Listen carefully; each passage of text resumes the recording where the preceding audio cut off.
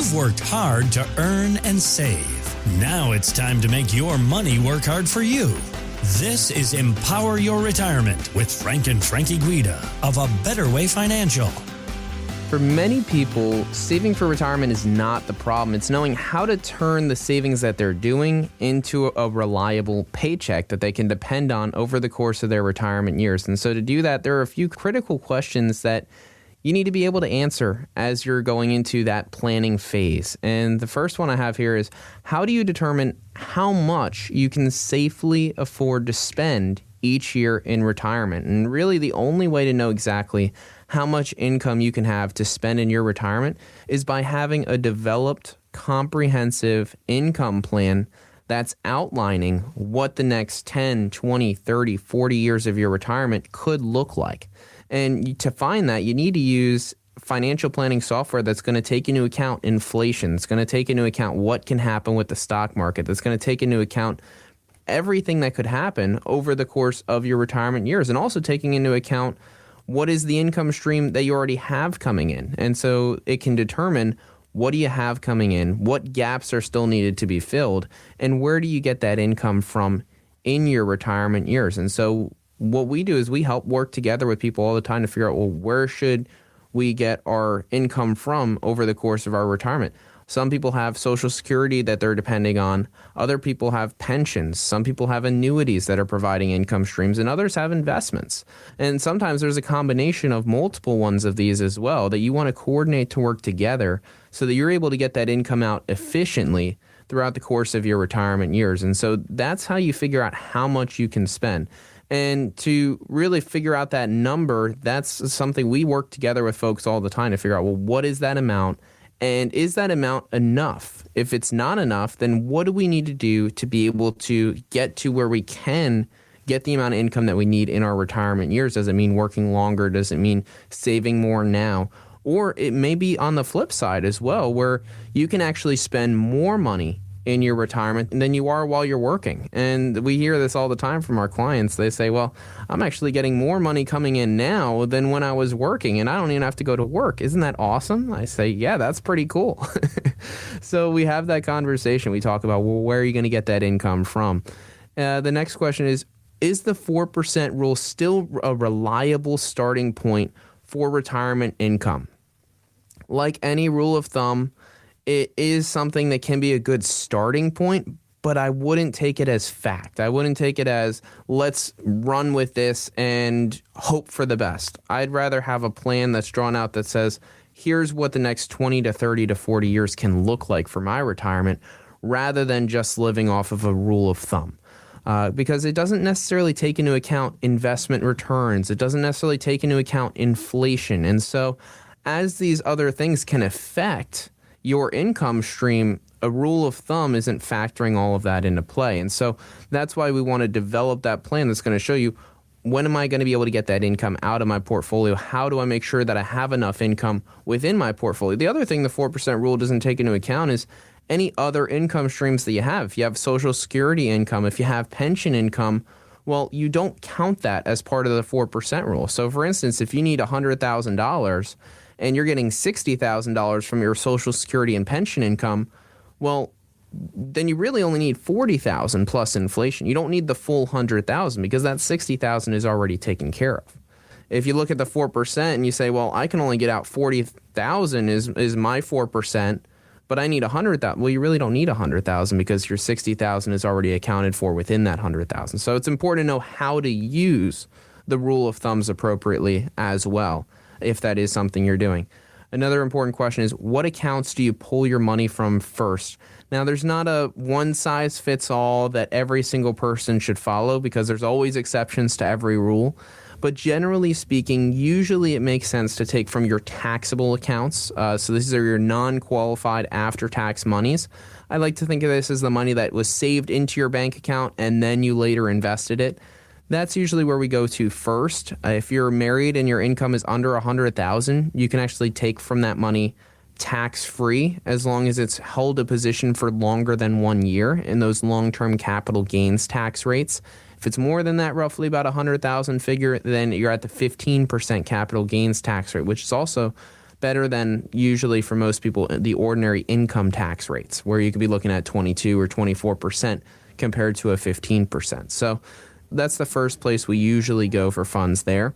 It also helps to divest some of the positions. A lot of times people have a lot of growth within their non-qualified accounts. They might have had a stock that they purchased 10 years ago, 20 years ago, or ETFs that they purchased years ago that have grown substantially over that period. And so a way to divest that is to take some of that income out of that piece of the portfolio first.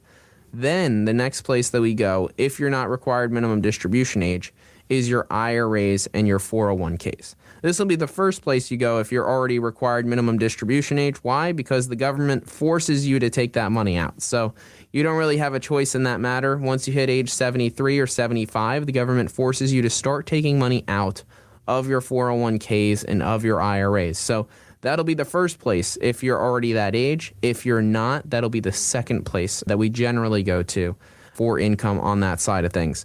And the reason for that is because that money, you don't have to pay taxes on it until you take it out. So we can continue to let it grow tax deferred until you start to take that money out. But once you do take that money out, then you have to pay the taxes, and you have to pay those taxes at ordinary income tax brackets.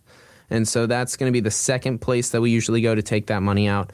And then the last place we typically go is going to be those Roth IRAs, Roth 401ks, those tax-free accounts, because that money is going to be tax-free not only for the rest of your lifetime if you don't take it, but also for your kids. When they inherit the funds, they have 10 years to let that grow tax-free as well. And so this is something that I'd rather, if you have a pot of money that you have to pay taxes or a pot of money that you don't have to pay taxes, I'd rather take from the pot that you do have to pay taxes and let the tax-free money continue to grow tax-free for you over the course of your retirement, rather than take from the tax-free bucket where you don't have to pay taxes on it today, but then the taxable bucket keeps on growing over the next 10, 20, 30 years, and now you're paying more in taxes than if you had done it the other way around. And so last place to go is typically the Roth IRA for that income there.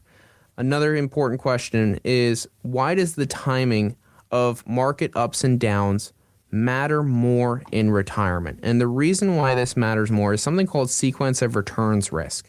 And I know that's industry jargon, so I'll break that down. And what that means is, in essence, when you take money out of your accounts, it matters what's going on with the market. It doesn't matter as much when you're not taking money out of the account. So when you're in your 20s, your 30s, your 40s, or early 50s, and the stock market has a crash and then recovers, or it has a crash again and then recovers, it really doesn't affect your retirement as much as if now you're in your retirement, your 60s, 70s, or 80s, and you're drawing income from the portfolio. That's the key difference, is once you start drawing income, it matters what happens with the stock market. Because if the stock market goes down 50% like it did in 2008, and now we're drawing income on top of that 50% loss, well, that's a problem, because that money that we're taking out, even though the market might come back, that money that you're taking out, that doesn't come back because you're taking it out and spending it. Unlike during your accumulation stages of life in your 20s, your 30s, and your 40s. And so this is something that really makes a difference. As you get closer to your retirement, you really want to start to de-risk some of the portfolio. Now, to be clear, I'm not saying take all of it out of the market, but you want to have a portion of it that you can draw from even when the stock market's going down, so that you don't have to sell low on your equity side or market side of the portfolio. And so that's the way that you want to have a more balanced portfolio, more balanced approach as you approach your retirement years. Next question here, how can taxes and Medicare premiums reduce your spendable income?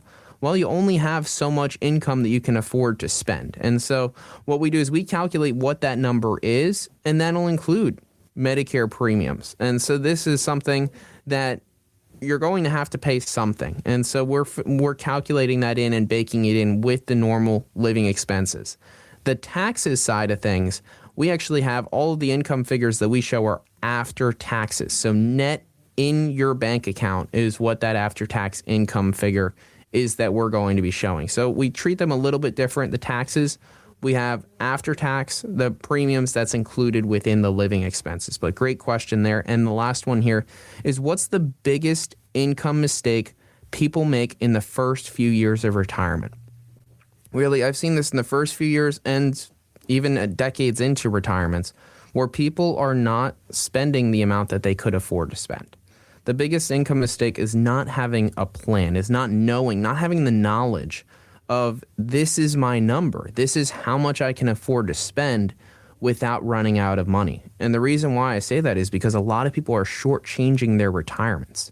If you don't know how much income you can get out of your portfolio, well, then what you're likely going to do is you're going to be conservative. You're going to underspend because you're worried that something's going to happen and you're going to have to take more money out of the portfolio.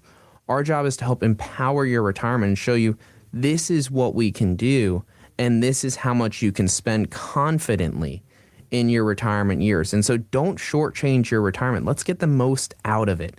And these are the things that we help to work on with our clients all the time to see, well, how do we get the most out of your savings? Because you work so hard over the course of your retirement years to build what you have. Now's the time to get the most out of that. Get the fruit of your labor. Make sure you're getting everything that you can there.